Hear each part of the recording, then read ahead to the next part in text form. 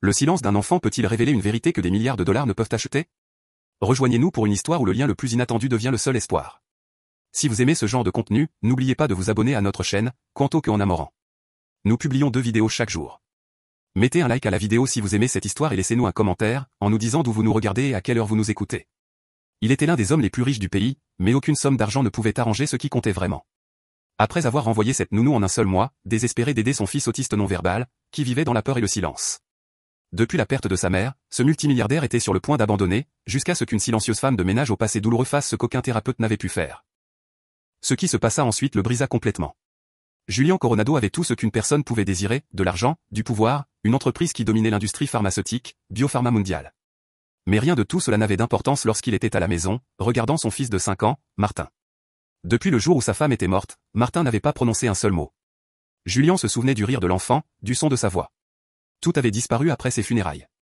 Martin ne parlait pas, ne répondait pas à son nom, ne regardait personne dans les yeux. Les médecins avaient dit qu'il souffrait d'autisme sévère. Julian ne comprenait pas entièrement ce que cela signifiait. Au début, il pensa que Martin était peut-être juste en deuil, mais les semaines se transformèrent en mois et il devint clair que son fils était enfermé dans un monde auquel Julian ne pouvait accéder. L'enfant criait si quelqu'un essayait de l'embrasser. Il paniquait sous des lumières vives. Il fixait pendant des heures les murs ou le vide. Julian ne s'était jamais senti aussi impuissant de sa vie, même lors des batailles les plus impitoyables en salle de conseil. La résidence des Coronado était massive, silencieuse et froide. Le personnel se déplaçait avec prudence dans ses couloirs, surtout près de Martin. Cette soignante était arrivée et repartie en un seul mois. Elles firent de leur mieux, mais chacune partit rapidement, épuisée, dépassée ou renvoyée. Julian avait mauvais caractère quand il s'agissait de son fils. Il ne supportait pas le son des pleurs de Martin. Il ne pouvait supporter de le voir se détourner de chaque main, de chaque voix. Il criait après les soignantes, les blâmant de ne pas faire assez d'efforts. Mais une partie de lui savait qu'elle n'était pas le problème. Chaque fois qu'un nouvel expert échouait, une petite partie de Julian se brisait à l'intérieur. Il observait Martin de loin, craignant de s'approcher trop. Son fils ne le reconnaissait pas vraiment, et cette pensée le tenait éveillé la nuit. Julian avait affronté des acquisitions hostiles, des procès de milliards de dollars et des attaques politiques. Aucune de ces choses ne l'avait secoué comme le regard vide de Martin. Chaque nuit, après que le personnel était couché, Julian errait dans la maison comme quelqu'un qui cherche quelque chose de perdu. Il passait devant la porte de Martin et s'arrêtait pour écouter. L'enfant ne pleurait plus, ne faisait aucun bruit. C'était le silence qui faisait le plus mal. Julian s'imaginait son fils en train de rêver, peut-être de bons rêves, mais maintenant il craignait qu'il n'y ait rien dans le monde de Martin, sauf la peur et l'obscurité. Parfois, il restait des heures devant la chambre de l'enfant. D'autres fois, il allait à son bureau, se servait un verre et regardait d'anciennes photos, Martin bébé, sa femme souriante, toutes les choses qu'il ne pourrait jamais récupérer. Il se demandait constamment où les choses avaient mal tourné. Étaient-ce les voyages d'affaires, les soirées tardives? Martin le blâmait-il pour sa mort? Julian n'avait pas les réponses. Tout ce qu'il avait, c'était des regrets et une crainte grandissante que le temps ne s'épuise. Les médecins avaient offert toutes les solutions possibles, thérapie comportementale, orthophonie, même des traitements expérimentaux. Julian payait pour tout, les meilleurs professionnels, des programmes personnalisés, des séances à domicile. Rien de tout cela ne fonctionnait. Les thérapeutes partaient les yeux fatigués et les mots désespérants. Ils disaient que les progrès seraient lents, mais Julian n'était pas fait pour la patience. Il attendait des résultats. Ce qu'il obtenait, en revanche, c'était le silence. Martin ne regardait pas les thérapeutes, ne répondait pas aux jouets, aux jeux ou à la musique. Parfois, il criait dans le vide. Parfois, il tournait en rond jusqu'à tomber. Julian assista à une séance et dut partir en plein milieu. Il ne pouvait pas le supporter. Il entra dans son bureau et claqua la porte, furieux contre tout le monde et, surtout, contre lui-même. Il ne pouvait pas aider son propre fils. Son argent, son pouvoir, ses relations, rien de tout cela ne faisait la différence. Tout ce qu'il voulait, c'était que Martin dise un mot, ne serait-ce que papa. Des lumières spéciales furent installées car Martin ne supportait pas les lumières normales. Une insonorisation fut ajoutée à sa chambre pour que ces épisodes ne résonnent pas dans les couloirs. Un thérapeute suggéra d'utiliser des horaires visuels et des tableaux d'images, mais Martin les cassait ou les ignorait complètement. Les repas étaient un défi. Il ne mangeait pas si la nourriture avait la mauvaise couleur ou la mauvaise texture. L'heure du bain était un cauchemar. Julian dut embaucher 2 assistants juste pour s'en occuper. Et pourtant, au milieu de tout cela, Julian gardait espoir. Une partie de lui croyait que s'il faisait plus d'efforts, dépensait plus, quelque chose changerait. Mais chaque jour qui passait, sans aucun signe de reconnaissance de la part de Martin, était comme une autre porte qui se fermait. Julian cessa d'aller à la capitale. Il laissa d'autres diriger l'entreprise. Sa vie s'était réduite à cette maison, à cet enfant et à la crainte grandissante que sa présence ne fasse plus de mal que de bien. Le pire moment arriva un matin tôt quand Julian tenta quelque chose de simple. Il apporta à Martin une petite voiture, une qu'il aimait autrefois. Il s'assit à côté de lui sur le tapis et la poussa en avant. « Regarde, champion, dit-il doucement. » Martin ne bougea pas, Julian réessaya. Il fit même un petit bruit de moteur. Martin cligna lentement des yeux, mais ne regarda même pas la voiture. Puis, sans prévenir, il cria et se couvrit les oreilles. Julien recula, stupéfait, posa le jouet par terre et quitta la pièce en silence. Plus tard, cette nuit-là, il s'assit dans l'obscurité, pensant qu'il devait y avoir quelque chose d'autre à essayer.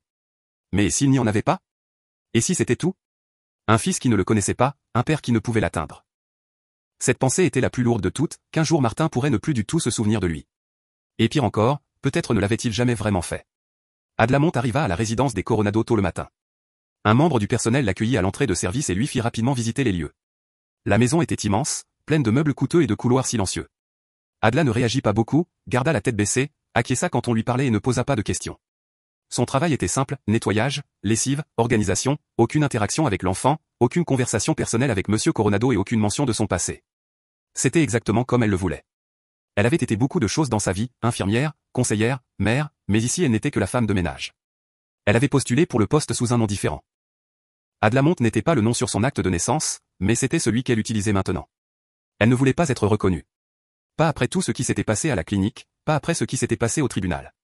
Elle avait juste besoin d'une chance de respirer, de disparaître, de recommencer. Le premier jour, elle travailla en silence et resta à l'écart. La plupart du personnel évitait de trop parler, sauf un cuisinier qui lui donna une brève liste de tâches de nettoyage. Adla se déplaçait de pièce en pièce avec son chariot de nettoyage, nettoyant les fenêtres, dépoussiérant les étagères, pliant les serviettes. Vers midi, alors qu'elle nettoyait le grand salon, elle remarqua un mouvement derrière les longs rideaux de velours. Elle s'arrêta, puis continua à balayer. Du coin de l'œil, elle vit une petite silhouette. Martin tenait un cheval en peluche usé, ses doigts frottant le tissu encore et encore. Il ne la regarda pas et elle n'essaya pas de parler. Elle savait qu'il valait mieux ne pas le faire. Au lieu de cela, elle continua à balayer lentement et tranquillement, fredonnant une douce mélodie que sa grand-mère chantait quand Adla était petite. Ce n'était pas pour lui, pas directement, mais peut-être que ça pouvait l'être. Elle ne regarda pas en arrière, ne dit pas un mot, elle continua simplement à faire son travail comme s'il n'était même pas là. Le lendemain fut pareil. Adla nettoya les couloirs, rangea les armoires, lava les sols. Elle croisa Martin une fois dans le couloir de l'étage. Il était assis, le dos contre le mur, les jambes repliées, les yeux fixés sur un point au loin. Son cheval en peluche était sur ses genoux. Adla fit un petit signe de tête, mais ne dit rien. Elle ne s'arrêta pas de marcher. Pas de mouvement brusque, pas de voix forte. Dans la cuisine, elle aida à faire la vaisselle. À un moment donné, elle remarqua un verre de lait tiède intact sur le comptoir. Elle demanda au cuisinier si c'était pour Martin. Il ne le boit jamais, dit le cuisinier. Je sais, nous le proposons tous les jours. Adla le nota mentalement. Plus tard ce soir-là, alors qu'elle finissait de nettoyer la table de la salle à manger, elle servit silencieusement un verre de lait frais. Elle le plaça par terre près du couloir où elle l'avait vu pour la dernière fois. Puis elle partit sans regarder en arrière. Elle ne dit rien. Le troisième jour, quelque chose avait changé. Adla balayait de nouveau près de la cuisine lorsqu'elle remarqua Martin assis juste devant la porte. Cette fois, il n'était pas caché. Il était assis, le dos contre le mur, son cheval en peluche dans une main et les yeux fixés sur elle. Il ne semblait pas avoir peur, il regardait simplement. Adla ne réagit pas, elle continua de balayer et recommença à fredonner, la même berceuse. Elle n'essaya pas de lui parler ni d'établir un contact visuel, elle travaillait simplement. Au bout d'un moment, elle servit un autre verre de lait et le plaça par terre près de l'endroit où il était assis. Elle continua de nettoyer et quitta la cuisine un moment pour travailler dans une autre pièce. Quand elle revint, le verre était vide. Elle ne le mentionna à personne, ne sourit ni ne célébra, mais intérieurement, elle sentit que quelque chose changeait. Ce n'était pas grand-chose, mais pour un enfant qui ne laissait personne s'approcher, c'était tout. Adla n'essaya pas d'en faire plus que ce qu'elle avait déjà fait. Elle s'en tint à ses tâches, nettoyer les salles de bain, dépoussiérer les cadres de photos dans le couloir, plier le linge et aider le cuisinier à préparer les repas. Elle voyait toujours Martin dans la maison, généralement assis seul, parfois derrière les meubles ou sous les tables. Il avait toujours son cheval en peluche avec lui, mais maintenant, chaque fois qu'Adla passait, il la regardait, juste un coup d'œil. Mais c'était suffisant. Elle ne força aucune connexion. Elle le laissa venir à elle à sa manière. Chaque jour, elle laissait un petit verre de lait près de l'endroit où elle supposait qu'il pourrait être. Certains jours, le verre restait plein, d'autres jours, il était vide à son retour. Adla ne changea pas sa routine, ne lui parla jamais, elle travaillait simplement. Elle continuait à fredonner doucement et s'assurait que le verre était toujours là. Des gestes silencieux, sans pression. C'est ce dont Martin semblait avoir besoin. Le soir, après que la maison s'était calmée et que le reste du personnel était parti, Adla restait un moment dans la buanderie à plier la dernière pile de linge. Parfois, elle pensait à son ancienne vie, à Lorena Sandoval. Ce nom lui faisait encore mal. Elle avait travaillé avec des enfants à problème. Elle avait cru à la guérison, à la manière de les atteindre, mais une erreur, une accusation et tout s'était envolé, son travail, sa licence. Sa fille avait perdu la garde après le scandale et elle n'avait pas vu sa petite fille depuis des années. Maintenant, elle était ici, dans une maison pleine de silence, essayant de se reconstruire à partir de rien. Elle n'avait pas prévu de rencontrer un enfant comme Martin. Mais peut-être était-ce sa seconde chance, non pas de le réparer, non pas d'être sa thérapeute, juste d'être quelqu'un qui restait, quelqu'un qui n'abandonnait pas après un jour. Alors qu'elle nettoyait le sol de la cuisine ce soir-là, elle remarqua que le verre de lait était de nouveau vide, et c'était tout. La pluie tombait constamment dehors, frappant les fenêtres de la grande résidence. Le ciel était gris et la journée avait été longue. Adla avait passé des heures à nettoyer, plier des draps, organiser des placards et laver des sols. Ses bras lui faisaient mal et ses jambes étaient lourdes. Après le dîner, la maison silencieuse et la plupart du personnel déjà parti, elle se dirigea vers le salon. La cheminée était éteinte, mais l'épais tapis du sol était doux et chaud. Elle s'assit lentement, étendit ses jambes et finalement s'allongea, laissant son corps se détendre. Elle ferma les yeux juste un instant. Le silence était paisible.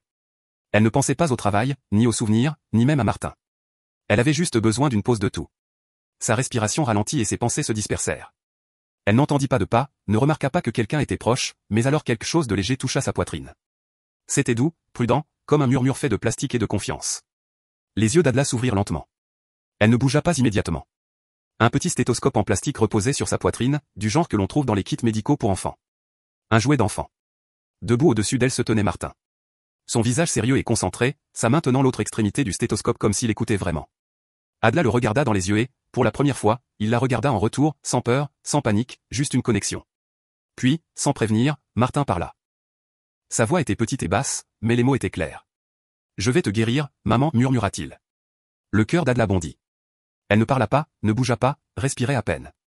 Il l'avait appelée maman, il avait parlé, ça n'avait pas de sens et pourtant, à ce moment-là, cela n'avait pas besoin d'en avoir.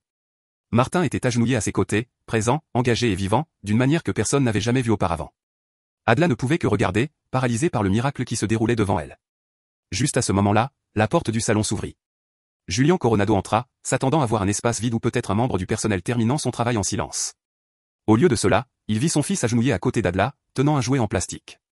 Martin ne remarqua pas son père. Il était entièrement concentré sur la femme allongée sur le sol. Julian s'arrêta de marcher, ne parla pas. Ses yeux se posèrent sur son fils, puis sur Adla. Il vit le stéthoscope. Il vit l'expression calme de l'enfant. Puis il l'entendit, faible, mais indubitable, « Je vais te guérir, maman. » Les mots résonnèrent dans sa tête. Cela le frappa comme une vague. Son fils avait parlé. L'enfant, qui n'avait rien dit pendant des années, venait de murmurer une phrase complète, et il n'avait pas parlé à Julian, il lui avait parlé, à la femme de ménage. L'esprit de Julian s'emballa. Il ressentit de la confusion, de la rage, de la douleur, de la jalousie et quelque chose d'autre qu'il ne pouvait expliquer. Ce n'était pas ainsi que la guérison était censée se produire. Julian fit un pas en arrière, incertain de ce qu'il fallait faire. Il se sentait impuissant, observant quelque chose qu'il ne pouvait contrôler. Pendant des années, il avait embauché les meilleurs thérapeutes, orthophonistes et experts en comportement. Rien n'avait fonctionné. Il avait dépensé de l'argent, du temps et de l'énergie à essayer d'aider son fils. Et maintenant, après quelques jours seulement, Adla l'avait atteint. Mais elle n'était pas médecin, elle n'était pas formée, elle ne suivait pas les plans, elle ne rapportait pas les progrès lors des réunions, ni n'écrivait de rapports, elle nettoyait simplement. Et pourtant, Martin s'était connecté à elle. Julian ne savait pas s'il devait être en colère ou reconnaissant. Une partie de lui se sentait trahi, comme si quelqu'un lui avait enlevé quelque chose. Une autre partie voulait tomber à genoux en signe de soulagement. Il resta là en silence, observant. Adla ne parla pas. Elle regarda Julian, incertaine de ce qui allait se passer ensuite. Martin appuya doucement le stéthoscope contre sa poitrine de nouveau, complètement inconscient de la tempête qui se déroulait à quelques mètres de là. Plus tard ce soir-là, après que Martin se soit endormi et que la maison soit redevenue silencieuse, Julian s'assit seul dans son bureau privé. Les lumières étaient tamisées et la pluie dehors n'avait pas cessé. Sur le bureau devant lui, il y avait une photo encadrée, sa femme souriante, tenant Martin bébé. Elle avait été prise dans le jardin un jour chaud. Ce souvenir semblait appartenir à quelqu'un d'autre maintenant. Julian regarda la photo longuement, sans rien dire. Ses pensées étaient en désordre. Il voulait croire que ce moment avec Martin était le début de quelque chose de bon, mais c'était compliqué. Pourquoi Adla? Pourquoi maintenant? Était-ce de la chance, le destin ou autre chose? Il avait tout essayé et avait échoué. Et cette femme, cette étrangère, était entrée dans leur vie et avait fait l'impossible. Julian ne savait pas comment se sentir. Sa poitrine lui faisait mal d'une manière inattendue. En silence, il commença à pleurer. Des larmes lentes, sans bruit. La photo dans ses mains devint floue à travers les larmes. Julian toucha le visage de sa femme sur la photo avec son pouce. Il se souvint de sa voix, de son rire, de la façon dont elle calmait Martin pendant ses premières crises. Elle chantait ou le berçait doucement. Il se souvint d'avoir pensé qu'il ne serait jamais capable de faire ce qu'elle faisait et après sa mort, il n'y était jamais parvenu. Cette nuit-là, assis dans l'obscurité, il comprit quelque chose clairement pour la première fois. Martin n'avait pas besoin de système parfait, il n'avait pas besoin de programme structuré ou de salle de thérapie coûteuse. Il avait besoin de quelqu'un qui le voit vraiment, quelqu'un qui ne lui demandait rien. Adla avait été cette personne sans le vouloir. Elle avait rempli un espace qui était vide depuis longtemps. Julian pleura, non pas par échec, mais par une étrange et douloureuse espérance. Pour la première fois depuis des années, il sentit que peut-être son fils était toujours là. Peut-être. Merci beaucoup de nous avoir écoutés jusqu'ici. Si vous aimez ce genre de contenu, n'oubliez pas de vous abonner à notre chaîne, Quanto que en Amoran. Nous publions 2 vidéos chaque jour. Mettez un like à la vidéo si vous aimez cette histoire et laissez-nous un commentaire, en nous disant d'où vous nous regardez et à quelle heure vous nous écoutez. Julien resta assis dans son bureau jusque tard dans la nuit, la lueur de l'écran de son ordinateur portable éclairant son visage tandis qu'il parcourait des pages de documents. Sa curiosité pour Adla s'était transformée en inquiétude. Quelque chose ne collait pas. Elle était entrée soudainement dans leur vie, sans référence, sans enquête formelle, juste une femme calme qui avait réussi à atteindre son fils d'une manière qu'aucun professionnel n'avait jamais réussi. Mais Julien n'était pas un homme qui faisait facilement confiance, surtout pas pour quelque chose d'aussi fragile que Martin. Il commença à chercher des dossiers, à creuser plus profondément. Il ne fallut pas longtemps pour qu'il trouve ce qu'il ne voulait pas voir. Des années auparavant, Adla avait été infirmière dans une clinique pédiatrique respectée. Elle avait travaillé étroitement avec des enfants, mais son dossier se terminait par un scandale. Renvoi, enquête, une affaire de garde d'enfants avait suivi et elle avait perdu sa fille. Le jugement du juge mentionnait de la négligence et la personne derrière son renvoi, Lorena Sandoval, la propre conseillère de confiance de Julien. Cela changeait tout. Le lendemain matin, Julien rencontra Lorena dans son bureau. Elle avait toujours été claire et professionnelle, ses opinions vives et directes. Quand il aborda le sujet d'Adla, elle n'hésita pas, elle est dangereuse, dit Lorena, croisant les bras. Je te l'avais dit avant que tu l'engages. Elle est instable. Elle prend des décisions émotionnelles et dépasse les limites. Ce n'est pas quelqu'un que tu veux près de ton fils. Julien insista pour avoir des détails. Lorena expliqua comment Adla avait formé des attachements émotionnels inappropriés avec les patients, comment elle avait ignoré le protocole et comment l'une de ses décisions avait failli entraîner un incident grave. Elle a perdu la garde de son propre enfant, ajouta Lorena. Cela devrait tout te dire. Julien se sentit mal. Son esprit rejouait les mots de Martin, le stéthoscope, le silence brisé. Et maintenant ça. Il avait besoin de réponses. Il devait affronter Adla. Quand il la trouva en train de plier des serviettes dans la buanderie, il lui demanda directement. Ses yeux ne sillèrent pas, sa voix était calme. Demandez à Martin si je suis dangereuse, dit-elle. Julien ne répondit pas immédiatement. Il la fixa, cherchant le moindre signe de mensonge, quoi que ce soit dans son expression qui corresponde à ce que disaient les rapports. Mais il n'y avait rien, juste une femme calme, fatiguée mais ferme, debout devant lui, sans rien à cacher. Une partie de lui voulait la croire, au fond il le faisait déjà, mais l'autre partie, le côté entraîné par des années d'affaires, de politique et de prudence, répétait sans cesse les mots de Lorena. Les gros titres ne mentent pas, les documents judiciaires ne mentent pas, le risque était réel. Pourtant, quelque chose dans la réponse d'Adla lui resta en mémoire. Elle ne se défendit pas, n'expliqua ni ne discuta, ne supplia pas, elle laissa Martin parler pour elle, même en son absence. Ce choix disait quelque chose, mais Julien se sentait acculé. Il avait des conseillers, une réputation et un fils fragile à protéger. Si quelque chose tournait mal sous son toit, ce serait de sa faute. Cette nuit-là, après une longue hésitation, il prit sa décision. Adla devait partir. Le lendemain, Julien l'appela dans la cuisine. Ses mots étaient tranchants, professionnels. Vous avez fait du bon travail ici, mais cet arrangement ne peut pas continuer. Adla acquiesça une fois. Elle ne demanda pas pourquoi. Elle ne se battit pas. Elle emballa ses affaires en silence et sortit par la porte de derrière. Martin était dans le couloir quand elle passa. Il resta immobile, la regardant les yeux grands ouverts. Adla regarda, mais ne parla pas. Elle lui fit un petit signe d'adieu et partit. Cette nuit-là, la maison semblait étrange, trop calme, trop froide. Au dîner, Martin refusa de s'asseoir, rejeta la nourriture et se recroquevilla dans un coin. Le personnel tenta de le convaincre, mais il cria. Julien s'approcha de lui. Il essaya de lui parler doucement, mais Martin frissonna et se frappa la tête contre le mur encore et encore. Julien demanda de l'aide. Rien ne fonctionnait, ni les médicaments, ni la routine, rien. Il s'assit impuissant sur le sol, regardant son fils s'effondrer. Les heures passèrent et les pleurs de Martin ne cessèrent pas. Sa voix devint rauque, mais il continuait de crier, de s'agiter, refusant d'être touché. Julien arpentait la pièce, appelant les médecins, suppliant pour des solutions. L'un suggéra d'augmenter la dose d'un sédatif, l'autre recommanda la contention. Rien de tout cela n'aida. Chaque fois que quelqu'un s'approchait, Martin réagissait plus mal. Son corps tremblait de panique. Julien ordonna finalement à tout le monde de quitter la pièce et s'assit près de la porte, la tête dans les mains. La maison était pleine de personnel, mais personne ne savait quoi faire. Pendant des années, ils avaient fait confiance aux experts. Pendant des semaines, ils avaient fait confiance à Adla, et maintenant elle était partie, éloignée à cause de ce qui aurait pu être. Julien commença à se demander s'il n'avait pas commis une terrible erreur. Peut-être les rapports étaient-ils vrais. Peut-être avait-elle un passé trouble. Mais ici, dans cette maison, dans le petit monde de Martin, elle n'avait fait aucun mal. En fait, elle avait apporté quelque chose qu'il n'avait pas vu depuis des années, la paix. Julien resta éveillé toute la nuit. Il s'assit près du lit de Martin, regardant son fils se tordre dans un sommeil agité. Des ecchymoses se formaient sur le front de l'enfant là où il s'était cogné la tête contre le mur. Julien se sentit impuissant. Plus que cela, il ressentit du regret pour une décision qu'il avait basée sur des papiers, des vérifications d'antécédents, des avertissements et des CV. Mais rien de tout cela n'avait atteint Martin. Seule Adla l'avait fait. Elle n'était pas venue avec des promesses, n'avait pas offert de plan, mais elle avait été là dans le silence où personne d'autre ne pouvait rester. Il comprit alors qu'on ne construit pas la confiance avec des références. On la ressent dans les moments calmes, dans la tranquillité, dans la patience. Il pensa à sa voix, à la façon dont elle ne forçait jamais rien, à la façon dont Martin l'avait regardée comme si elle comptait, et maintenant elle était partie. Le monde de Martin s'était effondré à cause de cela. Julien sut alors qu'il ne pouvait pas arranger ça avec de l'argent ou du pouvoir. Il devait faire le plus difficile de tout, admettre qu'il avait tort et peut-être trouver un moyen de la faire revenir. Alors qu'elle dépoussiérait les étagères du bureau privé de Julien, Adla écarta de vieux livres d'enfants. Certains étaient des livres de contes aux coins cornés et aux couvertures décolorées, clairement les favoris de Martin à un certain moment. Alors qu'elle nettoyait les étagères, son chiffon s'accrocha au bord de quelque chose glissé derrière la rangée de livres. Curieuse, elle tendit la main et en sortit une enveloppe scellée jaunie couverte de poussière.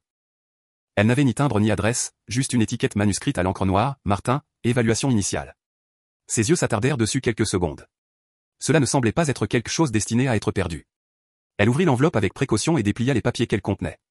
C'étaient des documents médicaux remplis de termes cliniques et d'observations, mais une phrase ressortit immédiatement, trouble du traitement sensoriel, pas d'autisme. La recommandation était claire. Adla lut le rapport complet ligne par ligne. En bas, elle trouva un nom familier, Dr Gabriel Navarro. Ce nom n'était jamais apparu dans aucune discussion sur l'état de Martin auparavant. Adla s'assit au bord du bureau, tenant toujours le rapport. Elle se souvint que Julien avait mentionné combien d'experts avaient vu Martin, combien avaient abandonné. Mais le rapport du docteur Navarro était différent, il ne se concentrait pas sur le détachement social ou le retard de langage. Au lieu de cela, il décrivait un enfant submergé par le son, la lumière et le toucher. Il décrivait des thérapies axées sur le sensoriel, et non sur le comportemental. Adla vit la date. Il avait été écrit des années auparavant, avant que Martin ne cesse complètement de parler. Ses mains commencèrent à trembler légèrement. Pourquoi? Personne n'avait jamais mentionné cela. Pourquoi ne faisait-il pas partie du dossier officiel de Martin? Puis elle remarqua une page agrafée au dos.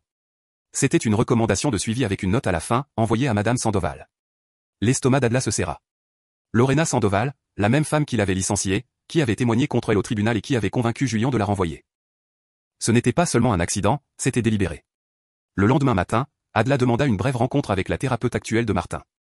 Elle apporta le rapport avec elle, ne sachant pas comment il serait reçu. La thérapeute, une femme aimable nommée Dr Fuentes, lut les pages lentement et attentivement. Elle ne parla pas immédiatement, mais son expression changea à mesure qu'elle parcourait chaque section. Cela a vraiment beaucoup de sens, dit-elle finalement. Cela explique les réactions de Martin au toucher et au son mieux qu'un diagnostic d'autisme classique. Il se chevauche, oui, mais cela se rapproche davantage de ce que nous voyons réellement. Adla laissa échapper un souffle qu'elle n'avait pas réalisé retenir. La docteure Fuentes accepta de prendre des notes dans le dossier actuel de Martin et dit qu'elle en parlerait à Julien. Adla acquiesça, mais au fond d'elle, elle savait que ce ne serait pas simple. Elle avait vu de quoi Lorena était capable. Si elle avait enterré cela une fois, elle le ferait à nouveau. Seulement, maintenant Adla n'avait plus peur. Adla passa le reste de la journée en silence. Elle n'en parla à personne d'autre, pas encore. Elle se déplaça dans la maison, accomplissant ses tâches comme d'habitude, mais son esprit s'emballait. Elle savait ce que signifiait ce rapport. Ce n'était pas seulement une différence médicale, c'était une décision qui avait changé toute la vie de Martin. S'il avait été traité pour un trouble du traitement sensoriel dès le début, tout aurait pu être différent. Les cris, les blocages, l'isolement auraient pu être gérés autrement. Et plus que cela, Adla réalisa que ce n'était pas seulement une erreur, c'était un choix que quelqu'un avait fait d'ignorer la vérité. Lorena lui avait enlevé la fille d'Adla, sa carrière, sa réputation, et maintenant il semblait qu'elle avait aussi enlevé l'avenir à Martin. Adla n'était pas en colère pour elle-même. Cette partie d'elle s'était endurcie il y a longtemps, mais maintenant elle ressentait quelque chose de nouveau, un besoin de protéger Martin, de se battre pour lui comme personne d'autre ne l'avait fait. Ce soir-là, Adla s'assit au bord du lit de Martin pendant qu'il s'endormait. Il était recroquevillé sous sa couverture, tenant son cheval en peluche près de sa poitrine. Sa respiration était régulière, son visage calme. Elle lui écarta quelques cheveux du front et murmura doucement, « Je ne laisserai pas qu'on te fasse du mal à nouveau. » Elle était sérieuse. Elle n'était plus seulement une femme de ménage ou une femme essayant de reconstruire sa vie, elle était devenue quelque chose de plus dans cette maison, quelque chose de plus important. Adla savait qu'affronter Lorena signifiait un risque. Elle pourrait tout perdre à nouveau, mais elle s'en fichait. Si elle restait silencieuse, rien ne changerait. Elle avait déjà laissé la peur la faire taire une fois. Cette fois, elle parlerait, même si personne ne voulait l'écouter, même si cela lui coûtait la seconde chance qu'elle avait trouvée ici. Parce que maintenant ce n'était pas seulement son histoire, c'était celle de Martin et il avait déjà trop perdu. Adla s'accrocha fermement au rapport cette nuit-là, le rangeant dans sa petite valise sous le lit. Elle ne pouvait pas dormir. Son esprit revenait sans cesse au jour où Martin avait parlé, « Je vais te guérir, maman ». Ce n'avait pas été seulement un jeu d'enfant, c'était un message. Il lui avait fait confiance. Il s'était rapproché quand tous les autres avaient abandonné. Adla n'allait pas laisser ce moment disparaître. Elle pensa à chaque revers, chaque faux diagnostic, chaque adulte qui avait regardé Martin et n'avait vu qu'un problème à gérer. Il méritait mieux. Le lendemain matin, elle prévoyait de parler à Julien, non seulement du rapport, mais de tout, Lorena, les mensonges, les conséquences. Elle ne s'attendait pas à ce qu'il la croie immédiatement, mais elle devait essayer parce que Martin lui avait murmuré quand le monde disait qu'il ne pouvait pas parler. Ce n'était pas une erreur, c'était une preuve. Et Adla était prête à se battre pour cela, quoi qu'il arrive ensuite. Julien n'a parlé du rendez-vous à personne, sauf à Adla. Il ne voulait pas de presse, il ne voulait pas que Lorena s'en mêle, il n'a même pas utilisé son assistant. Il a appelé le docteur Navarro directement après minuit, laissant un message avec son vrai nom. Le lendemain matin, le médecin a rappelé. Sa voix était calme et mesurée, pas surpris d'avoir des nouvelles de Julien après toutes ces années. Le docteur Navarro s'était retiré des grands hôpitaux et dirigeait maintenant une petite consultation privée dans un village tranquille des Pyrénées. Il ne faisait pas de publicité, prenait une poignée de cas par an. Je me souviens de Martin, dit-il. Je me suis toujours demandé ce qui s'était passé après que mon rapport ait été ignoré. Julien fit une pause. Nous voulons connaître la vérité maintenant. Adla était à proximité pendant l'appel, écoutant, attendant.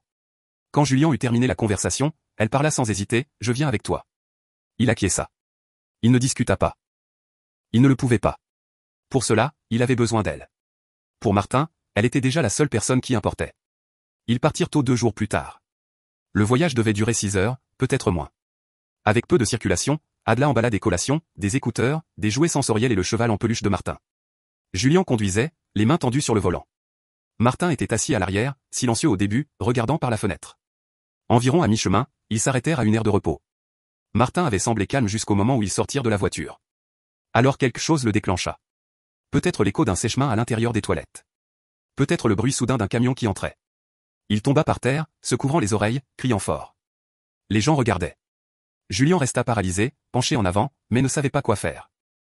Adla n'hésita pas, elle se glissa sous une table de pique-nique avec Martin, l'attira doucement sur ses genoux et commença à fredonner doucement, sans parler, juste fredonner. Martin pleura sur sa chemise pendant 10 minutes, son corps tremblant. Lentement, sa respiration ralentit, sa prise se relâcha.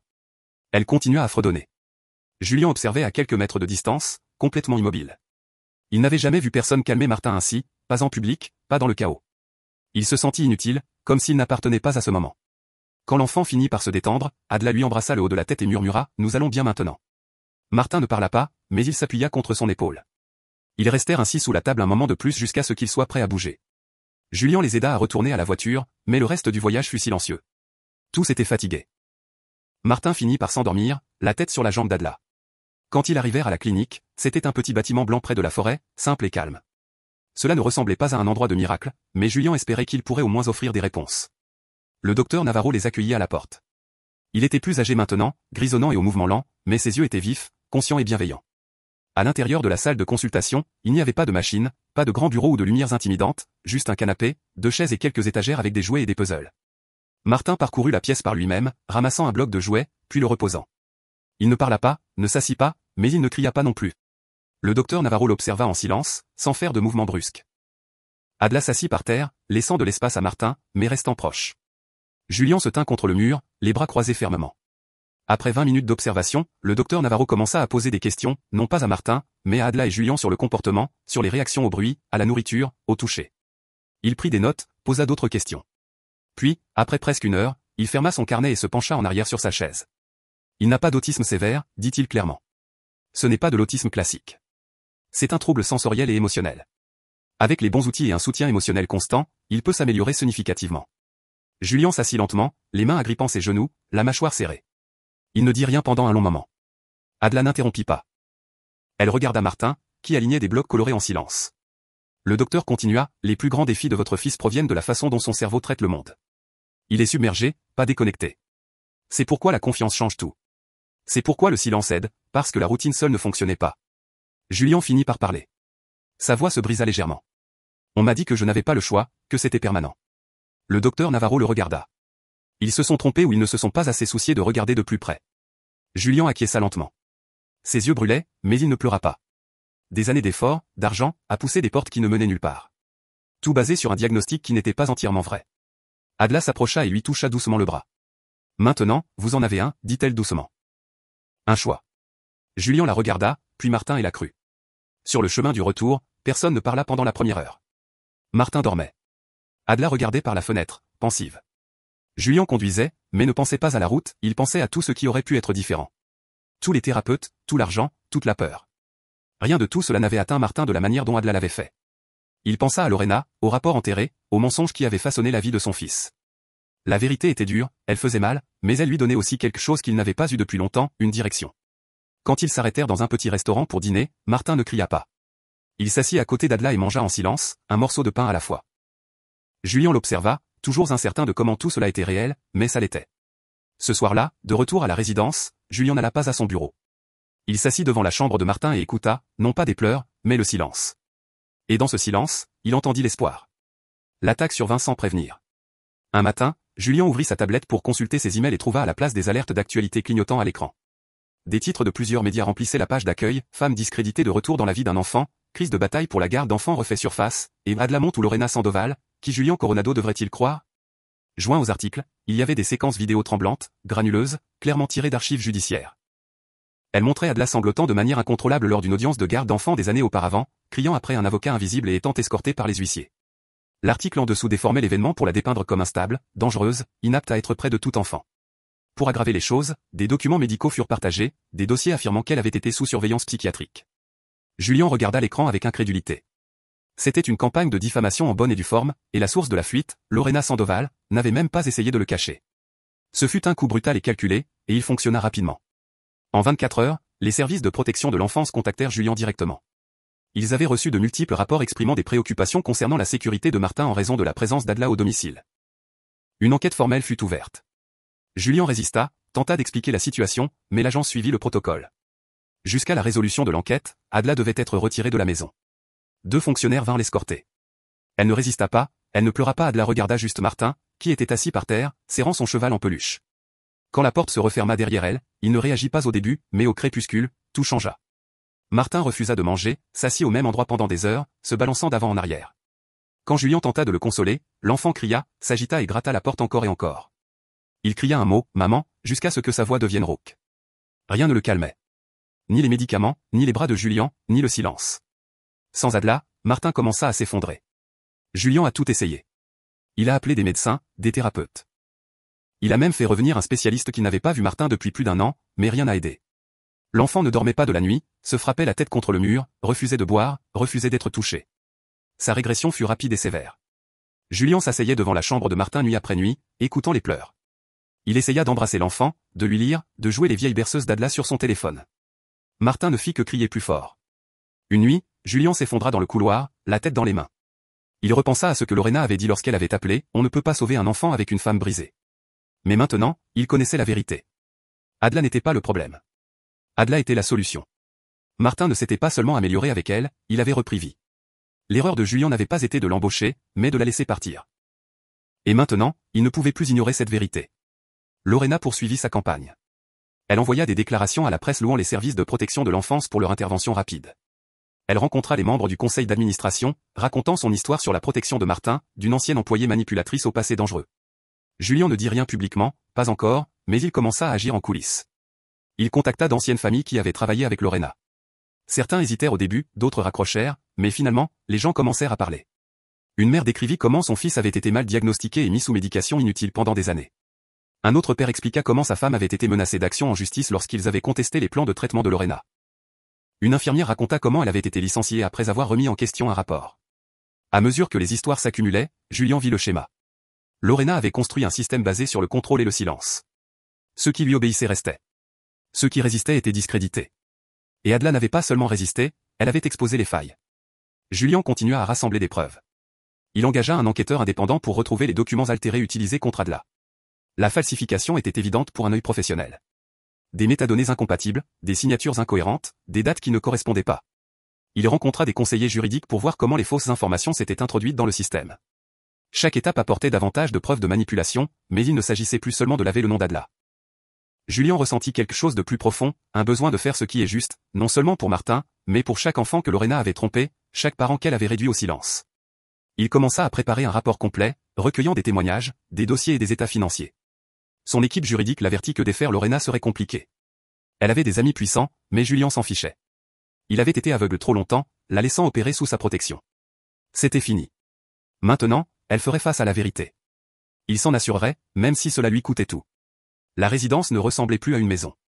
Julien arpentait les couloirs en silence, entendant les échos des cris de Martin. L'enfant parlait à peine maintenant, passant la plupart de ses journées recroquevillé dans les coins, refusant de manger, murmurant parfois juste maman à lui-même. Adla appela une fois juste pour savoir comment ils allaient, mais les services de protection de l'enfance lui avaient déconseillé de contacter la famille pendant l'examen. Elle ne demanda pas de nouvelles, elle dit juste, dis-lui que je ne suis pas parti. Julien promit de le faire. Cette nuit-là, il s'assit dans la chambre de Martin, regardant son fils dormir avec des cernes sous les yeux et des ecchymoses sur les bras dus à ses propres coups de poing. Julien regarda par la fenêtre et fit un vœu. Lorena en avait déjà trop pris. Elle avait menti, manipulé, détruit des vies. Et maintenant, son temps était écoulé. Il n'arrêterait pas tant que chaque vérité qu'elle avait enterrée ne serait pas mise au jour. Adla avait lutté seule trop longtemps. Maintenant, c'était son tour. Adla était assise seule dans une petite maison d'hôte, à des heures de distance de la résidence des Coronado. Elle n'avait pas entendu la voix de Martin depuis des jours, pas depuis que les services de protection de l'enfance l'avaient éloignée. Ses mains tremblaient alors qu'elle tenait son téléphone. Pendant des semaines, elle s'était accrochée à quelque chose qu'elle espérait ne jamais avoir à utiliser. C'était sa dernière preuve. Une nuit, après la bataille pour la garde, Lorena avait laissé un message vocal sur le téléphone d'Adla. À l'époque, Adla l'avait gardé sans savoir pourquoi.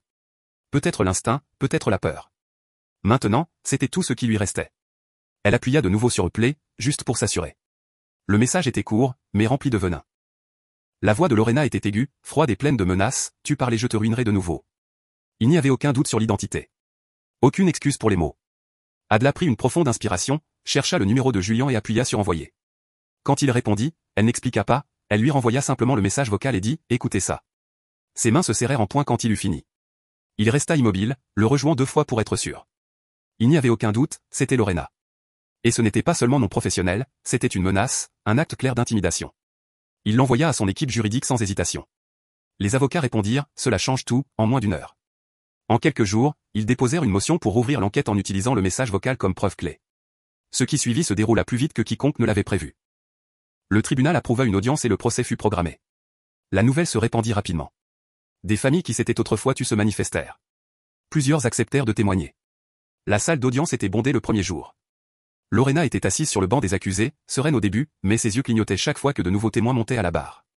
Adla était assise en silence à côté de son avocat. Elle n'avait plus peur. Elle n'avait plus rien à perdre. Une par une, les familles parlèrent. Une mère décrivit comment elle avait été poussée à donner à sa fille un médicament dont elle n'avait pas besoin. Une ancienne infirmière décrivit comment les rapports étaient modifiés avant d'être présentés. Un père raconta comment son fils s'était vu refuser un diagnostic alternatif et avait été contraint à un plan de traitement qui avait tout aggravé. Puis vinrent les enregistrements audio. Un ancien membre du personnel avait gardé des appels téléphoniques, des messages vocaux, et même des enregistrements de réunions. On entendit la voix de Lorena instruire son personnel de maintenir le diagnostic d'autisme. Ne confondez pas les parents. Un autre extrait la montrait disant, faites-leur croire que c'est permanent, ils dépenseront plus. Des murmures parcoururent la salle. Le calme de Lorena commença à se briser. Ses avocats tentèrent d'objecter, de reformuler, mais les preuves continuaient de s'accumuler. Puis Julien monta à la barre, ses mains tremblantes alors qu'il tenait sa déclaration écrite. Il regarda le juge, puis Adla, puis la galerie. Mon fils a été étiqueté comme brisé pour que quelqu'un puisse en tirer profit, dit-il. Cela se termine aujourd'hui. Le juge examina attentivement les preuves les jours suivants. Pendant ce temps, l'équipe de Lorena luttait pour se ressaisir. Davantage de documents firent surface, des notes montrant des évaluations altérées, des courriels menaçant le personnel de garder le silence. Adla est restée silencieuse pendant la majeure partie du processus. Elle n'avait pas besoin de parler, la vérité parlait assez fort. Lorsque le verdict a été lu, la voix du juge était ferme et claire. Adla a été entièrement acquittée. Lorena a été déclarée coupable de faute professionnelle et de fraude. Des accusations pour une enquête plus approfondie ont été recommandées. La salle d'audience n'a pas applaudi, elle n'en avait pas besoin. La justice avait enfin parlé. Après le procès, Adla sortit et respira profondément. Elle ne se sentait pas victorieuse, elle se sentait fatiguée, mais elle était libre. Plus important encore, Martin serait libre. Julien sortit derrière elle, tenant une simple enveloppe. À l'intérieur, il y avait une lettre du tribunal confirmant qu'Adla pouvait retourner à la maison sans restriction. Elle la prit à 2 mains et la serra contre sa poitrine. Ce soir-là, Adla retourna à la résidence. Elle entra lentement par la porte principale, incertaine de ce qu'elle allait trouver, mais elle n'eut pas à attendre longtemps. Du haut des escaliers apparut Martin. Il semblait différent, plus mince, plus silencieux, avec des cernes sous les yeux. Pendant une seconde, il la regarda simplement, puis il courut. Ses petits pieds frappèrent le sol rapidement alors qu'il se précipitait dans ses bras. Les larmes coulaient sur ses joues. Tu es revenu, murmura-t-il encore et encore. Adla le serra fort, ses bras l'enveloppant complètement. Julien était prêt, observant, les yeux humides. Puis, pour la première fois, il fit un pas en avant et les serra tous les deux dans ses bras. Ce n'était pas forcé, ce n'était pas planifié, c'est juste arrivé. Un moment réel, honnête et rempli de tout. Ils avaient survécu, ils avaient perdu du temps, ils avaient perdu la paix, mais maintenant, ensemble, ils commençaient à guérir. Le silence était terminé. Julien observa Martin attentivement ce soir-là, tandis que l'enfant mangeait la moitié d'un repas pour la première fois depuis des jours. Adela était assise à ses côtés, fredonnant doucement. Martin s'appuya sur son épaule comme si rien n'avait changé. Mais tout avait changé. Julien se sentait différent, plus léger, plus fort. Pendant des années, il avait cru ce que les gens lui disaient. Il avait suivi des diagnostics, signé des chèques, suivi des plans qui n'avaient jamais fonctionné, mais maintenant il n'en savait plus. Il avait appris à la dure que le silence peut parler et que la peur peut mentir. Martin n'avait pas besoin d'être sauvé. Il avait besoin qu'on croie en lui et Adela avait cru en lui quand personne d'autre ne l'avait fait. Julien s'assit de l'autre côté de la table, regarda son fils et prit une décision. Plus d'experts qui traitaient Martin comme un cas, plus de silence. Désormais, chaque murmure, chaque mot, chaque son que Martin produirait serait défendu. Il avait retrouvé sa voix une fois. Julien ne laisserait jamais le monde la lui reprendre. La Fondation Coronado pour les soins pédiatriques éthiques fut lancée sans grande cérémonie, mais avec un objectif fort. Julien ne voulait pas d'un grand gala ou d'un spectacle médiatique, il voulait juste que ce soit réel. Après le procès, il utilisa ses ressources pour faire quelque chose de différent, quelque chose qui durerait. La mission de la Fondation était simple, protéger les enfants des diagnostics erronés, donner aux familles accès à des soins honnêtes et s'assurer que personne comme Lorena ne puisse jamais nuire à un autre enfant. Adela accepta d'être la directrice de la sensibilisation communautaire. Il ne s'agissait pas du titre, il s'agissait du travail. Elle ne voulait pas rester derrière un bureau, elle voulait visiter les cliniques, parler aux parents et aider à reconstruire la confiance qui avait été brisée. Chaque formulaire, chaque politique, chaque partie de l'organisation a été construite en pensant d'abord aux enfants, sans raccourcis, sans mensonges. La fondation ne ressemblait pas à un bureau d'entreprise, elle ressemblait à un foyer, des murs chaleureux, des pièces calmées de l'espace pour que les enfants soient simplement des enfants. La vie personnelle d'Adela changea également. Des mois après la fin du procès, elle reçut un message de son avocat.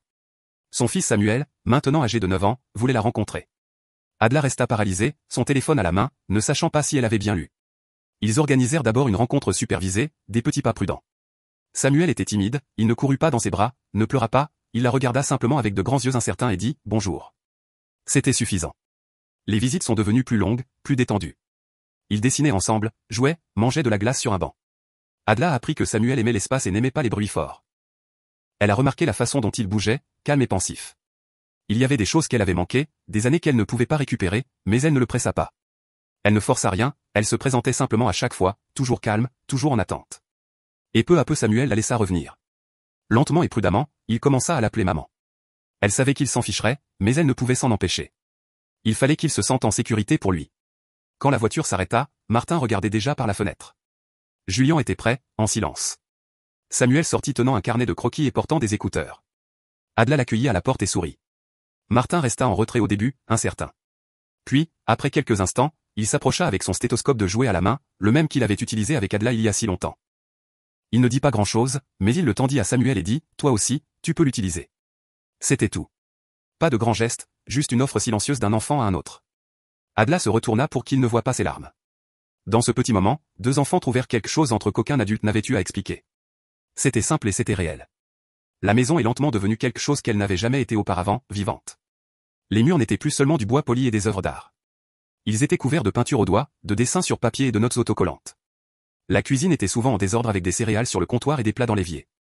Martin et Samuel ne parlaient pas toujours, mais ils se déplaçaient ensemble, lisant, construisant des puzzles ou assis côte à côte avec des écouteurs. Adela et Julien s'adaptèrent au chaos. Au lieu d'horaires stricts, ils suivaient des rythmes. Samuel aimait les matins, Martin aimait la tranquillité. Certains jours étaient calmes, d'autres non, mais les rires, les désordres, les petites victoires rendaient tout cela digne d'intérêt. Julien cessa de lire des rapports commerciaux avant de se coucher.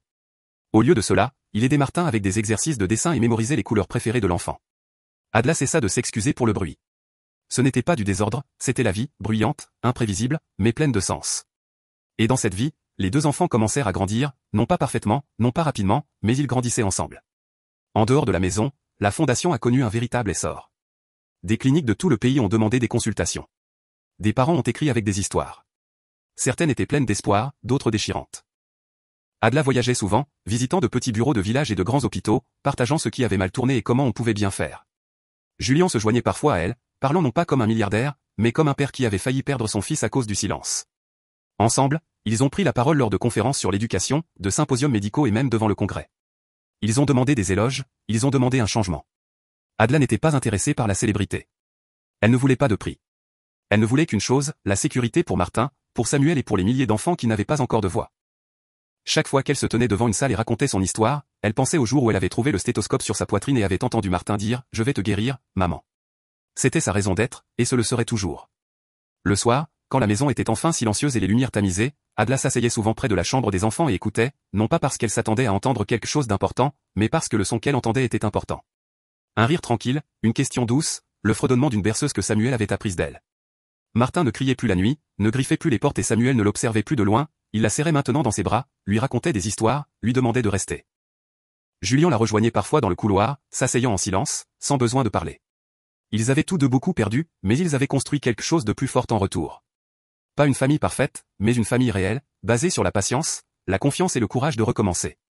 La résidence, qui résonnait autrefois de silence, résonnait maintenant de vie. Et pour la première fois depuis des années, Adla n'avait pas peur de demain, elle vivait déjà l'avenir dont elle n'avait fait que rêver. Le gala s'est déroulé dans le grand salon d'un hôtel, rempli de rangées de tables, de lumières de cristal et de grandes bannières affichant le logo de la Fondation Coronado. Ce fut un événement formel organisé pour collecter des fonds pour la santé mentale pédiatrique et les diagnostics éthiques.